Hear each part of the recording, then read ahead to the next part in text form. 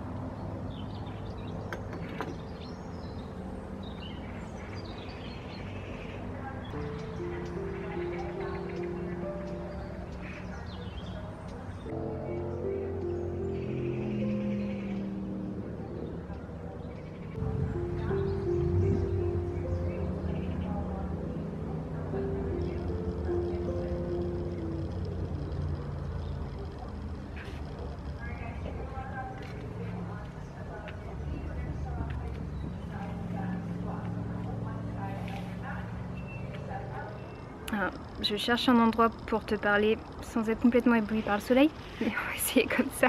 Bienvenue dans ce vlog. J'ai décidé à la dernière minute de te vlogger cette journée puisque je voulais te parler d'activité physique pendant la grossesse. Et je me suis dit que te le faire en te montrant une journée, ce serait plus sympa que juste face caméra comme ça. Donc aujourd'hui on est vendredi, je suis dans ma 36e semaine de grossesse. À 35 semaines et 3 jours pour être exact. Donc l'accouchement n'est pas loin, comment dire, très proche même. Probablement que quand tu regarderas cette vidéo, ce sera déjà fait. Donc, quoi qu'il en soit, ce matin, j'ai commencé ma journée avec une prise de sang, la dernière normalement prévue.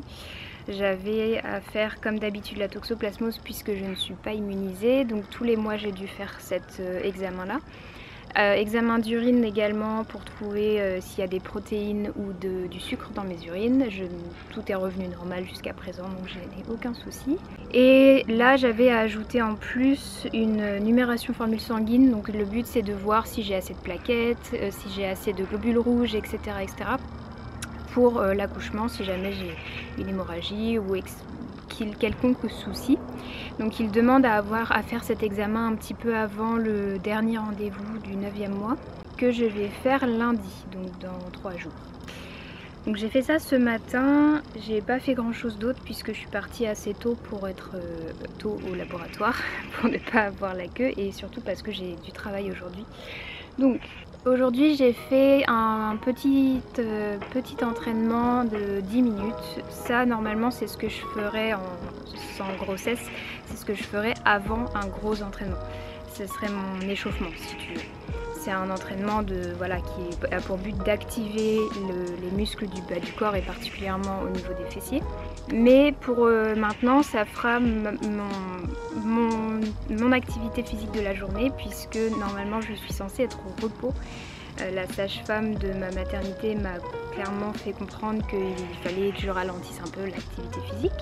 Et donc si je ne veux pas que mon bébé arrive trop tôt, il faut que je fasse attention à ça. Et donc j'ai littéralement beaucoup ralenti mon activité physique, je fais beaucoup moins en quantité, je fais en sorte de faire des exercices à l'horizontale comme tu as pu le voir À part quelques squats, c'était principalement à l'horizontale. J'évite de porter des poids quand je fais des exercices du bas du corps. Pour le haut du corps, je porte encore des poids, ça ne me pose pas de problème. Mais encore une fois, je privilégie les exercices qui sont allongés. Enfin voilà, les presses par exemple, quoi d'autre plutôt que d'entraîner les triceps debout, je vais le faire allongé. Donc il y a plein de petites choses que je peux ajuster comme ça pour éviter de mettre trop de pression sur le bas de mon ventre, sur le sacrum, puisqu'on ne veut pas que bébé arrive trop tôt. Donc si on veut l'amener à terme, je fais en sorte de faire des exercices qui soient un peu plus adaptés. Et quand je ne fais pas du sport, donc de renforcement musculaire, ce qui est à peu près 4 séances par semaine, 2 en haut, 2 en bas du corps, je fais du yoga et sinon je marche. Je peux plus marcher très longtemps parce que ça me fatigue pas mal au niveau du bas du dos, enfin c'est surtout au niveau du sacrum et des hanches puisque mon bébé est déjà bien bas dans le sacrum et donc je peux vite sentir de la lourdeur quand je marche beaucoup. Donc souvent je fais des marches de 20-30 minutes maximum, ça me suffit largement. Et puis voilà, parfois je le combine avec un peu de yoga mais c'est très léger, donc je tiens à préciser que je me permets encore de faire cette activité physique là parce que de une j'ai l'habitude d'en faire beaucoup plus, en tout cas plus intense, donc j'ai vraiment drastiquement diminué l'intensité là avec la grossesse. De deux, je me sens bien vraiment, j'ai pas beaucoup de douleurs en ce moment, ça m'arrive d'en avoir un peu plus. Mon rendez-vous chez l'ostéo m'a bien aidé, j'aurais dû faire ça bien avant mais c'est comme ça, pour une éventuelle prochaine grossesse je le saurai. Si tu es enceinte, va voir l'ostéo le plus vite possible. Pareil pour le bébé. Mais bref, aujourd'hui donc là je viens de terminer ma séance, je vais manger un petit peu et ensuite j'ai 2 consultations, donc deux clientes oui, 2 femmes aujourd'hui. Et j'ai mon cours de préparation à la naissance ce soir et j'aimerais... Qu'est-ce qu'il y a d'autre à faire? On verra. Déjà on va caler tout ça. Parce qu'entre temps il faut se faire à manger, prévoir des temps un peu de repos normalement. On va voir si ça se cale. Mais bon, pour l'instant je me sens plutôt bien, j'ai pas mal d'énergie, je me suis réveillée tôt, spontanément. Donc on va profiter de l'énergie de cette journée pour faire des choses tout en étant attentive aux signaux de mon corps parce que sinon moi à 20 h je vais être KO. Donc on va éviter ça.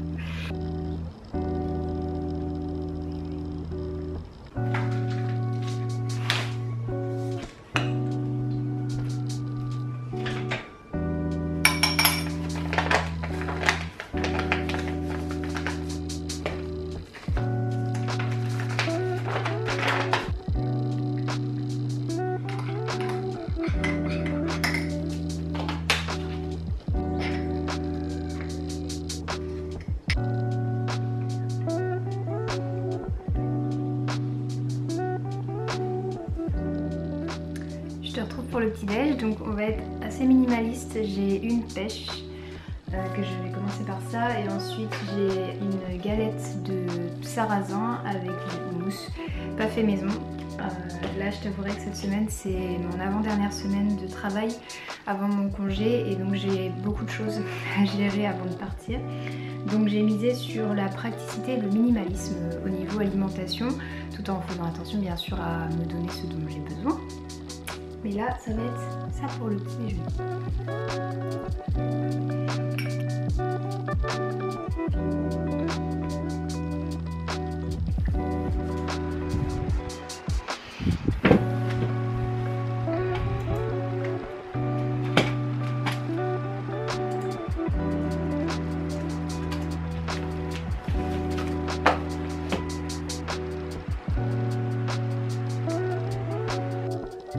T'as jamais fait d'allergie au soleil? D'accord. Qui démange aussi ou pas? Et là ça démange toujours? Donc ce que tu peux mettre après si tu t'exposes pas c'est l'aloe vera, tu dois connaître je pense. Ça diminue bien en général les démangeaisons. Il n'y a pas d'autres symptômes en dehors de ça? Est-ce qu'il y a un sujet en particulier que tu veux qu'on aborde aujourd'hui? Ok. Alors, déjà c'est normal qu'il y ait toujours des colères envers tes parents. Il y a des chances que ça revienne parce qu'il y a plein de couches que tu vas explorer au fur et à mesure de ta vie. Donc tu n'auras pas ce moment fatidique où il y aura ah ça y est c'est nettoyé. Donc forcément il y aura toujours des choses qui vont remonter. La culpabilité, est-ce que tu as réussi à mettre un doigt sur de quoi tu te sentais coupable? C'est une réaction assez logique, je trouve. C'est un besoin fondamental de la femme.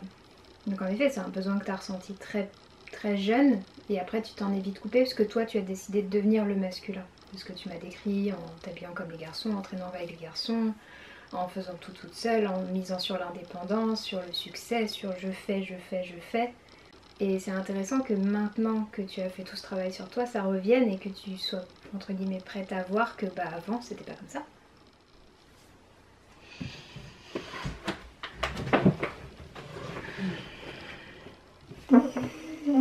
Donc là j'ai terminé ma consulte, je suis en train de rédiger le bilan pour ma cliente que je vais lui envoyer là tout de suite aussi dès qu'il sera terminé. Donc dans ces bilans, je reprends les différents points qu'on a abordés ensemble et je mets des liens éventuels vers des plantes, vers des recommandations, des choses comme ça. Donc je vais lui envoyer ça. Ensuite, je vais, si j'ai le temps, faire un tout petit peu de montage vidéo. J'aurais aimé créer un post pour Instagram, mais je ne sais pas si je vais avoir le temps. Et une autre chose que je t'ai pas dit aussi, c'est qu'il faut que cet après-midi que j'aille chercher des colis. Puisque c'est un peu ma vie depuis que je suis enceinte, là surtout ces derniers mois.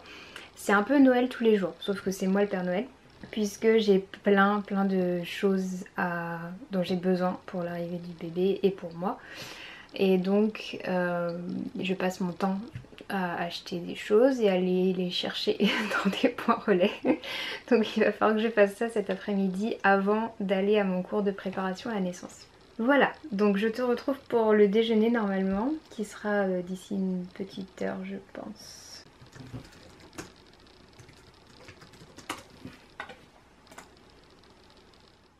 Je voulais juste te faire un petit aparté pour revenir un peu plus dans le détail sur l'activité physique pendant la grossesse, parce que là je t'ai parlé un petit peu de mon cas, mais je voulais te parler un peu plus d'Ayurveda, des recommandations, etc.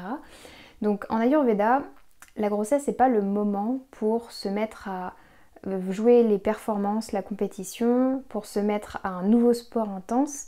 C'est plutôt un moment de retour sur soi, de soins, de lenteur, et on va plutôt conseiller aux personnes qui par exemple n'ont pas l'habitude de faire de l'activité physique de commencer par des choses comme du pilates, du yoga, des pratiques vraiment douces mais qui vont accompagner quoi qu'il arrive la femme enceinte. Donc moi c'est ce que je recommanderais, c'est-à-dire que si tu as pas l'habitude en étant enceinte de faire avant d'avoir été enceinte de faire du sport, ce que je te recommanderais c'est de commencer par des pratiques douces comme le yoga, comme le pilates, qui sont très bénéfiques pendant la grossesse puisque ça te prépare à l'accouchement notamment.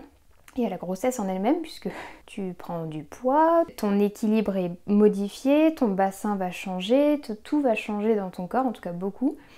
Et avoir cette activité physique va vraiment bien accompagner le temps de la grossesse et surtout l'accouchement. C'est-à-dire que l'accouchement, on compare souvent ça à un marathon. On ne va pas à un marathon sans être entraîné, clairement. Donc c'est bien d'avoir une petite pratique, même si tu étais très sédentaire avant, d'avoir quand même une pratique physique pendant la grossesse. Pour ma part, j'ai eu des cours de pilates pour la grossesse, spécifique à la grossesse, qui étaient délivrés par une kiné de mon village gratuitement, comme ça pour essayer. Il existe plein de programmes en ligne, j'en suis sûre, sur des accompagnements pour les femmes enceintes en termes de sport. Et ensuite, si tu as l'habitude de faire du sport déjà, tu peux continuer éventuellement le sport en faisant attention pendant le premier trimestre et le troisième trimestre surtout, puisque c'est des moments un petit peu plus sensibles où le bébé est plus susceptible pendant le premier trimestre de potentiellement tourner en fausse couche malheureusement si c'est le cas, et au troisième trimestre d'avoir un accouchement prématuré. Donc là on va forcément faire attention, on va éviter les sauts, on va éviter, si jamais on est sensible ou qu'on a déjà eu une fausse couche, de faire des choses qui ont des impacts, comme la course à pied par exemple. On va bien sûr diminuer l'activité cardiovasculaire intense parce que forcément on a déjà un essoufflement en général qui est plus présent pendant la grossesse, et toute activité va être forcément un petit peu plus cardio de manière générale puisqu'elle va demander plus de... ta respiration va forcément augmenter parce que tu as un autre être humain à nourrir, à évacuer les déchets. Tu as aussi ta quantité de sang qui augmente de manière générale, ton volume sanguin. Donc ton cœur a plus de travail pendant la grossesse. Donc on va éviter de le surcharger en travail et faire des activités hyper cardio. Une activité cardio qui est douce pour la grossesse, c'est la nage. Ça, c'est super bénéfique. Ça permet d'être dans un environnement où il n'y a pas d'impact. Ça permet d'aller plus loin un petit peu dans l'activité physique sans s'épuiser. Ça calme bien Pitta notamment, qu'on essaye d'éviter d'augmenter pendant la grossesse. Et si tu avais une activité physique intense avant la grossesse, ça peut être intéressant de la diminuer un petit peu en fonction de ton énergie, en fonction de ce que tu ressens, en fonction de ce que te dit la personne qui t'accompagne, que ce soit une sage-femme, un gynécologue ou ton médecin généraliste. Tu peux en parler avec eux, ils vont t'aider à définir si le type d'activité que tu fais est approprié ou non. Dans tous les cas, j'ai plutôt tendance à conseiller d'éviter les sports avec beaucoup d'impact. Encore une fois, les sports qui vont demander un gros effort au niveau de la ceinture pelvienne. Par exemple, j'ai totalement arrêté l'escalade pendant ma grossesse. Pas parce que j'avais peur ou quoi que ce soit, mais c'est que c'est une activité qui demande beaucoup d'efforts au niveau du bassin pour être en équilibre, parce qu'on se retrouve en appui sur un pied, ça demande énormément d'ajustement. Et on peut continuer, j'ai vu des femmes enceintes faire de l'escalade jusqu'à plusieurs mois de grossesse et c'est possible. Il y a des harnais spéciaux, par exemple, pour la grossesse. Moi, je me suis pas sentie de le faire. Donc voilà, je me suis vraiment écoutée et je me suis dit non, là, je veux pas. Et même la moindre petite chute, même si c'est très léger, puisque quand on fait de l'escalade, ce qu'on appelle en moulinette, c'est-à-dire que vous êtes accroché directement en haut, la chute, elle peut être minime. C'est-à-dire que si la personne vous tient bien, vous ne sentez même pas que vous tombez. Mais pour ma part, je ne me sentais pas, j'avais pas beaucoup d'énergie au premier trimestre, donc j'avais pas très envie de me lancer là-dedans. Et puis c'est vrai qu'une fois que le ventre grossit bien, l'escalade, ça donne moins envie. Donc j'ai complètement arrêté pendant ma grossesse, mais je sais qu'il y a d'autres mamans qui l'ont continué et qui se sentent très bien avec ça. Ce qui compte, c'est d'écouter son rythme et de sentir, tu vas le sentir, hein, ton corps va te dire quand c'est trop, surtout si tu es à l'écoute de ton corps. Donc dans tous les cas, si tu avais une activité un peu plus intense, ça va être intéressant de te questionner, est-ce qu'elle est encore appropriée pour moi? Est-ce que je peux continuer à la faire mais d'une manière plus légère, moins intense, avec plus de temps de repos par exemple? Moi j'ai remarqué que je fais de la musculation douce, donc du renforcement musculaire. Je pouvais continuer de faire mes séances, mais j'avais besoin de plus de repos par exemple. Plus de temps pour respirer, reprendre mon souffle. Et c'est ok, j'ai adapté comme ça. J'ai adapté en faisant des séances moins longues, comme je te le disais dans la vidéo, dans le vlog. Et j'ai évité aussi les exercices qui demandaient beaucoup d'efforts au niveau abdominaux, même si j'ai continué à les entraîner de manière douce, parce que c'est important. Mine de rien, ta ceinture abdominale va permettre de bien maintenir le bébé, de ne pas avoir trop cette sensation de lourdeur quand le ventre est lourd à la fin et que le bébé devient gros. Et c'est important pour ton équilibre en plus, parce que une fois que tu es enceinte, ton équilibre est un petit peu chamboulé. Donc avoir une bonne musculature abdominale, c'est intéressant. Ça peut aider vraiment pour l'accouchement et la grossesse. Mais il faut faire attention à pas faire des crunchs, donc par exemple se plier, faire des exercices très très intenses sur les abdos parce que ça peut être de une épuisant. Et de deux, à partir d'un certain stade de la grossesse, c'est vraiment pas conseillé parce que ça peut favoriser notamment des accouchements prématurés, donc on évite. Mais au niveau ayurvédique, ce qu'on va conseiller, c'est de continuer d'avoir du mouvement, quoi qu'il arrive, c'est l'idéal. Parce que sinon on accumule du kapha en fait avec la grossesse. Au 3e trimestre, c'est le trimestre de kapha. Chaque trimestre a son dosha. On commence avec vata, ensuite pitta et enfin kapha. Et donc si on n'a pas du tout bougé, on va vite se sentir très lourd, on peut avoir beaucoup de problèmes d'œdème, une grosse prise de poids par exemple pendant la grossesse. Il y a des femmes qui font du diabète gestationnel par exemple. Et l'intérêt de l'activité physique, c'est que ça va réguler un petit peu ça. C'est naturel de prendre du kapha pendant la grossesse, forcément. On a besoin de construire un être humain, donc on a besoin d'accumuler un petit peu de ressources. Mais quoi qu'il arrive, c'est toujours intéressant d'avoir du mouvement parce qu'il faut que ça circule.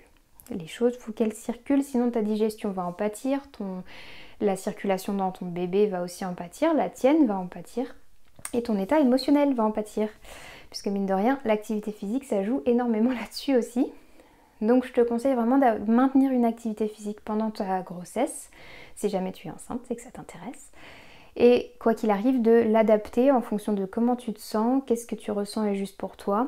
Et avec les conseils bien sûr de ta sage-femme ou de ton gynécologue ou de la personne qui te suit pour t'assurer que c'est approprié en fonction de l'état dans lequel tu es, puisqu'il y a des grossesses qui sont plus à risque que d'autres, donc c'est important de le considérer.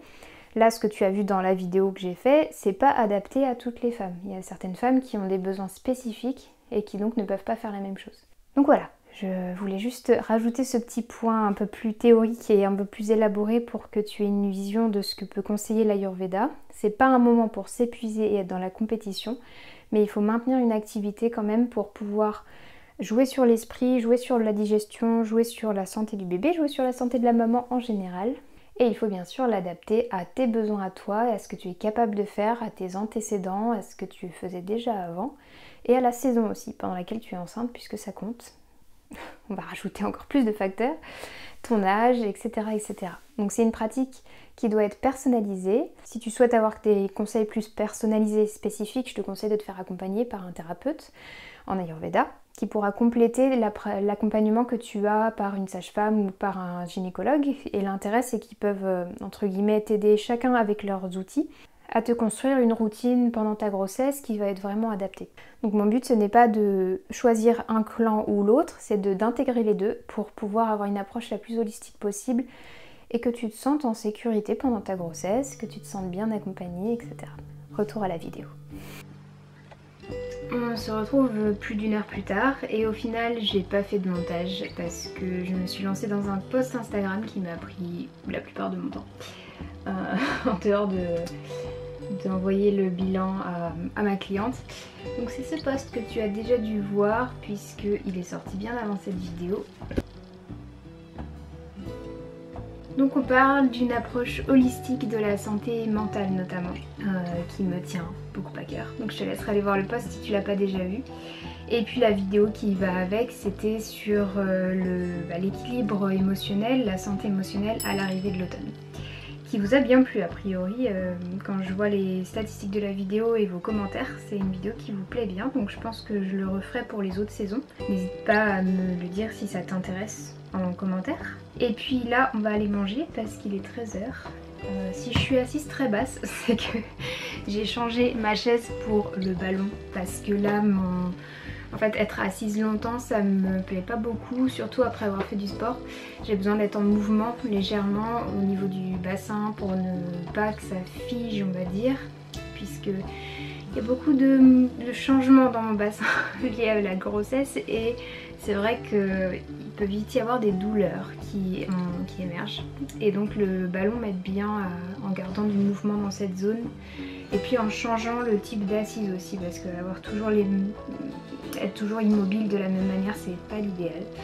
Donc bref, voilà, je suis assise sur un ballon, c'est pour ça que je suis très basse. Mais on va aller manger parce qu'il est tard. On se retrouve donc pour le déjeuner et le déjeuner là c'était aussi très simple et minimaliste.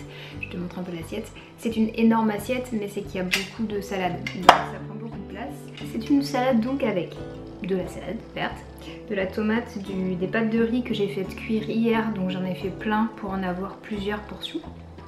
Des carottes râpées, il y a de la mozzarella, des graines de chanvre et de capre. Et là c'est vraiment ce dont j'ai envie. Il n'y a pas beaucoup de protéines dans ce plat parce que j'ai pas aussi faim de protéines on va dire quand il fait aussi chaud. Là il fait plus de 30 degrés, on va monter à plus de 34 degrés aujourd'hui.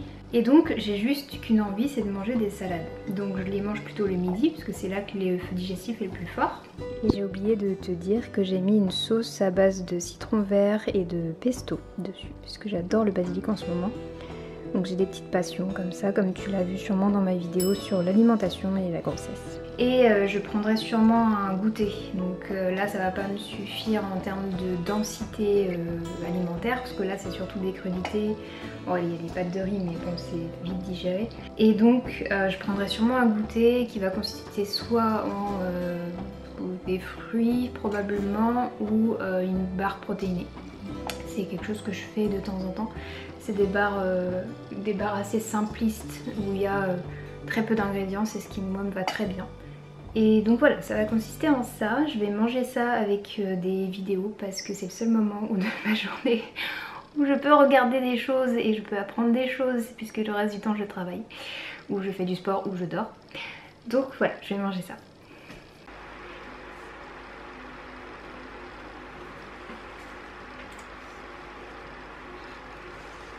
Bonjour. Tu m'entends bien? Quand tu dis que t'arrivais pas à dormir, c'était quoi? Tu as perdu combien de poids? C'est trop dur de me dire que je vais pas voir les personnes que j'accompagne pendant au moins 2 mois. Je viens de finir ma consultation, c'était une magnifique séance avec beaucoup d'émotions, beaucoup de réalisations. Une empreinte émotionnelle très très ancienne et très profonde qui a été débloquée. Et ça me touche particulièrement, j'adore ce que je propose, j'adore voir comment les gens s'ouvrent à eux-mêmes. Voilà, c'est juste pour te dire, j'ai du mal à m'imaginer que je vais pouvoir faire une pause de plus de 2 mois de ça. Donc bon, je vais y arriver, hein, j'ai pas le choix, de toute façon à mon avis je vais être bien occupée, donc je vais pas trop voir le temps passer. Nous avons été coupés par la batterie. Je disais, je ne vais pas voir le temps passer à mon avis pendant ces mois de congé maternité. Mais ça va me manquer je pense un petit peu tout ça, donc je m'en fais pas, je pars avec le cœur rempli. Je pars avec des personnes que j'accompagne qui sont incroyables, qui me font confiance, qui se font confiance surtout, c'est vraiment ça qui est important pour moi. Et ça me remplit de joie et de gratitude de me dire que je pars comme ça. Et là il faut que j'y aille parce que je dois aller chercher mes colis, je dois aller à mon cours de préparation à la naissance. Et après c'est quoi? Bah après il va falloir rentrer et faire le reste. Voilà, on va y aller.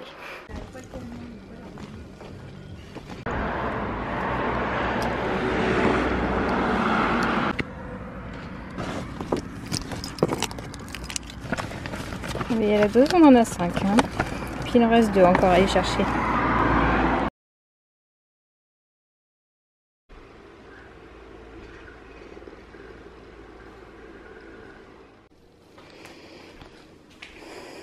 Faire rentrer le tigre.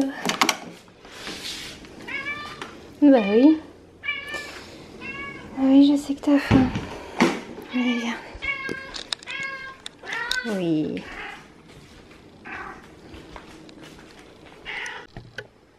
Nous sommes sur une fin de journée où je reviens avec tous mes colis. Il y en a un qui a mal supporté les chaleurs. J'avais commandé un peigne avec une lotion solide à base de cacao qui était cicatrisante, etc. Et ça m'aurait bien plu de l'utiliser pour le postpartum. Mais comme tu peux le voir, elle est vide. Elle a fondu littéralement. Donc j'imagine que c'était un petit pain à la base. Et c'est une lotion solide donc qui a complètement fondu dans le paquet. Donc il n'y a plus rien malheureusement.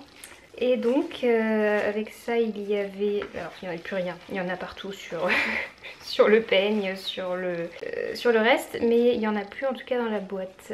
Donc le peigne dont je parle, c'est un peigne des plus classiques, je te le montre avec du papier parce qu'il est plein de lotion du coup.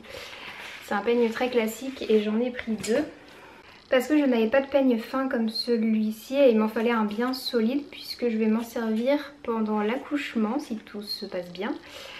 C'est une astuce que j'ai vue à plusieurs reprises dans les accouchements naturels où le but c'est de l'utiliser pour créer une distraction de douleur dans le corps littéralement puisque ton cerveau a du mal à se concentrer sur 2 douleurs à la fois. Donc typiquement on va pas taper sur la femme enceinte pendant qu'elle a mal, pendant qu'elle accouche, mais ce qu'on va faire c'est qu'on va donc serrer le peigne au niveau de la paume et il y a notamment un point d'acupuncture qui est très intéressant à stimuler pendant le travail et pendant l'accouchement. Et donc le peigne va permettre de faire ce rôle là, donc on va serrer comme ça. Et ça a pour but de détourner la douleur. Donc je me suis dit que j'allais tester ça. Et il me manquait des peignes fins quoi qu'il arrive, donc ça me servira aussi après l'accouchement. J'ai aussi commandé, donc je ne vais pas montrer spécialement, mais des soutiens-gorge qui soient vraiment confortables et qui soient pratiques pour l'allaitement surtout. Ce ne sont pas des soutiens-gorge d'allaitement prévus pour ça. Mais c'est des soutiens-gorge vraiment minimalistes, très doux, très simples. Moi c'est ce qui me va très bien parce que j'ai pas pour habitude d'en porter souvent pour tout te dire. Parce que je n'aime pas ça, je n'aime pas la sensation, je n'aime pas le blocage etc. que ça m'occasionne et je respire beaucoup mieux depuis que je n'en porte plus, ça fait plusieurs années maintenant. Mais allaitement faisant, je vais avoir besoin d'en porter parce que les montées de lait, tout ça. Ça c'est une écharpe de portage, elle est très grande. Donc une écharpe voilà, toute simple, je ne sais pas encore comment l'utiliser, je vais apprendre ça. de la marque Babylonia. Donc pareil, tout ça, tout ce que je te montre là, c'est du Vinted, donc de l'occasion.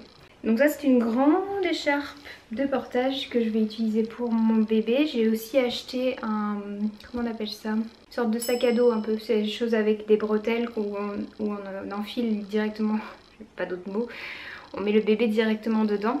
Mais je me suis dit que pour la maison, ça ce serait quand même plus douillet, plus sympa que l'autre système. Donc j'ai pris ça, voilà. Je me suis pris également une robe de grossesse, puisqu'il faut savoir que j'ai pas beaucoup acheté de vêtements spécifiques à la grossesse. Ça c'est une robe que j'avais déjà avant et qui se trouve être hyper élastique, donc elle contient bien mon ventre.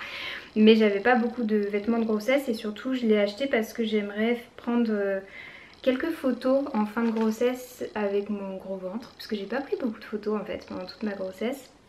Et du coup je m'étais dit que celle-ci serait chouette. Je voulais une couleur très simple, donc crème comme ça, c'est très bien. Ça mettra en valeur le mala que j'ai créé pour ça. Et donc voilà, c'est une robe toute simple que je pourrais aussi porter en dehors de la grossesse. Et dernière chose que j'ai commandé, c'est un matelas pour mettre dans un couffin qu'on m'a donné. On m'a offert un couffin gratuitement parce que la personne l'avait en double. Donc il manquait juste tout ce qui va dedans. Donc j'ai un couffin en paille un petit peu si on veut. Donc j'ai trouvé un matelas d'occasion qui est en super état, qui a l'air d'être en bambou si je ne me trompe pas. Et puis tant qu'à faire, j'ai fait un lot comme ça, j'avais ce qu'il fallait. Donc j'ai pris aussi un pyjama en 3 mois, donc beaucoup trop grand pour un bébé qui vient de naître, mais ça sera pour plus tard. Un petit pantalon. Et non, je ne connais pas le sexe, mais je me fiche de mettre du bleu à une petite fille, donc voilà. J'achète du bleu, sans problème. Et du rose à un petit garçon d'ailleurs. Et il y avait en dernier un petit body, voilà. C'était tout. Et est-ce qu'il y avait d'autres choses?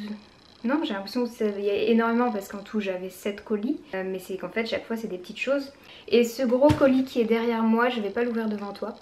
Parce que là il est trop tard et qu'il est temps que j'aille me doucher, manger, etc. Mais c'est un lit. Ça fait depuis juillet que j'essaye de commander un lit pour bébé. Alors j'ai un couffin. Donc, qui va me servir pour les siestes, pour si j'ai envie d'emmener mon bébé à droite à gauche. Mais ce lit, l'intérêt c'est que c'est un lit prévu pour ce qu'on appelle le cododo. Donc c'est un lit qui est ouvert. Donc ce lit là en particulier, j'essaierai de te mettre une photo. C'est un lit qui est arrondi. Je me suis dit que ce serait chouette parce que ça rappelle la forme de l'utérus, du ventre. J'aime bien cette idée que ça ressemble un peu à un cocon. Et ça se place à côté du lit des parents, à la hauteur du lit. Et le but c'est de faire un semi-cododo, donc le bébé n'est pas dans le lit des parents, parce que moi ça aurait été impossible, j'ai un lit qui est trop petit pour ça. Mais il est juste à côté, à ma hauteur, ce qui fait que pour l'allaitement, pour les réveils, etc. ce sera beaucoup plus simple pour moi, pour le surveiller, enfin bref. Ça va rendre ma vie beaucoup plus simple, je trouve, que d'avoir un landau ou d'avoir un berceau à part, où il faut se lever, aller regarder dedans, etc. Là il sera littéralement mon bébé à côté de moi, donc ce sera beaucoup plus simple. Et ça je m'en occuperai plus tard parce que là il est tard et donc je vais sûrement arrêter ce vlog ici assise par terre devant la cheminée parce que je suis fatiguée, qu'il fait chaud et que le carrelage est frais. Et donc j'étais à mon cours de préparation à la naissance, mais là c'était plus au postpartum puisqu'on a appris tout ce qui est soins bébé, comment nettoyer bébé, comment le surveiller, comment le coucher, enfin bref c'était vraiment tourné sur le bébé. Il me reste encore une séance à faire sur les soins de la maman en postpartum. Comment prendre soin de la maman pour tout ce qui se passe pendant l'accouchement. Et puis ce sera le dernier donc. Et après ça je vais donc prendre une douche et manger. J'ai fait de la soupe hier en grosse quantité donc je vais en avoir pour au moins ce soir et demain soir si ce n'est plus. Donc je vais manger de la soupe avec du pain probablement, du pain au levain et ce sera très bien pour ce soir. Je vais m'arrêter là et puis si jamais je retourne des petites choses tu les verras en intégré entre guillemets à cette vidéo. Et ça c'est ce que tu ne vois pas en vidéo, c'est le moment bazar où on déballe tout et il y a des cartons partout, des papiers partout, c'est voilà. Mais on va ranger tout ça après. Ouais, je voulais quand même terminer ce vlog sur un endroit un peu plus bucolique, donc que tu as vu ce matin, dans le jardin, pour te dire que c'est probablement la dernière vidéo que tu vas voir avant une petite pause. Je ne suis pas sûre encore qu'il y aura d'autres vidéos postées ensuite. Normalement, je vais prendre une pause sur YouTube pour me concentrer sur mon bébé, sur mon conjoint, sur ma petite famille. Et donc on se retrouve d'ici quelques semaines pour de nouvelles vidéos sur l'Ayurveda, sur la santé émotionnelle, sur les empreintes émotionnelles. Et je me suis fait cette réflexion que apprendre la parentalité, apprendre plein de choses sur le développement de l'enfant, ça m'aide encore plus à comprendre ce que j'observe en consultation en termes d'empreintes émotionnelles, en termes de l'effet qu'ont vont avoir les premières années de vie sur l'enfant, sur toute sa vie d'adulte. Ça clique beaucoup de choses en moi, ça me rend très enthousiaste parce que je me dis mais en fait la santé émotionnelle elle est très reliée à la manière dont on éduque nos enfants, dans la manière dont on leur apprend à prendre soin de leurs émotions et dans la manière dont les adultes régulent leurs émotions aussi, puisque si un adulte n'est pas régulé au niveau émotionnel, l'enfant ne peut pas se réguler non plus, puisqu'il utilise entre guillemets notre système nerveux pour se réguler. Donc bref, j'ai plein de petites réalisations autour de ça et c'est vraiment très chouette. J'ai hâte d'en apprendre plus encore et de pouvoir aider d'autant plus les personnes que j'accompagne grâce à ces nouvelles découvertes. En fait, ça vient surtout confirmer ce que je savais déjà, ce qui est vraiment très intéressant. Je vais te laisser puisqu'il est tard. Je vais aller donc prendre une douche, manger, faire 2-3 petites choses parce qu'il y a toujours plein de choses à faire et ensuite me coucher pour commencer une nouvelle journée demain qui va terminer la semaine parce que j'ai plus qu'une consultation demain avec une cliente et ensuite ce sera le week-end. Donc, je te souhaite une très belle journée, une très belle soirée ou une très belle nuit. On se retrouve normalement d'ici quelques semaines pour une nouvelle vidéo. Et surtout, prends bien soin de toi.